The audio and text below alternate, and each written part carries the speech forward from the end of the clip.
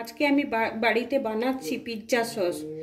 তো একদম হোমমেড সহজে বানাচ্ছি। আমি এখানে 500 গ্রাম টমেটো নিয়েছি, এখানে বড় রসুন পুরোটাই নিয়েছি গোটা মাঝারি সাইজের, কুচি কুচি করে নিয়েছি। পেঁয়াজ একটা মাঝারি সাইজের নিয়েছি, সাদা তেল, লেবু, চিনি, লঙ্কাকে ভেজে আমি চিলি ফ্লেক্স তৈরি করেছি বাড়িতে, আর নুন।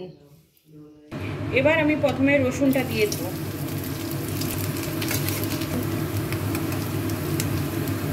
এটা কিছুটা ভাজা হয়ে গেছে, এবার আমি পেঁয়াজটা দিয়ে দেবো।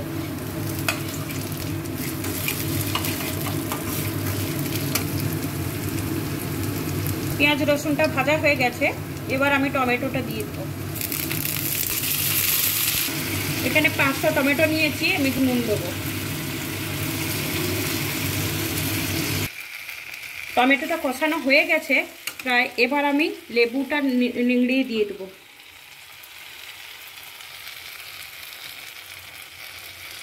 চিলি ফ্লেক্সটাও দিয়ে দেবো। বড় চামচের 1 চামচ চিনি দিয়ে দেবো। আমি 2টো অরিগানো পাউচ নিয়েছি, আমি এই 2টো পাউচ দিয়ে দেবো।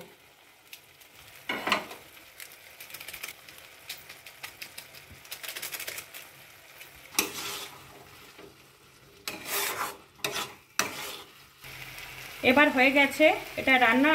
এবার আমি ঢেলে ঠান্ডা করে মিক্সিতে পেস্ট করব। এবার ঠান্ডা হয়ে গেছে, এবার আমি মিক্সির একটা বোল নিয়ে নিয়েছি, ওতে আমি ঢেলে এই পিৎজা সসটা ধোসা, ইডলি, পরোটার সঙ্গে খেতে খুব ভালো লাগে। ও খাবে বেশি।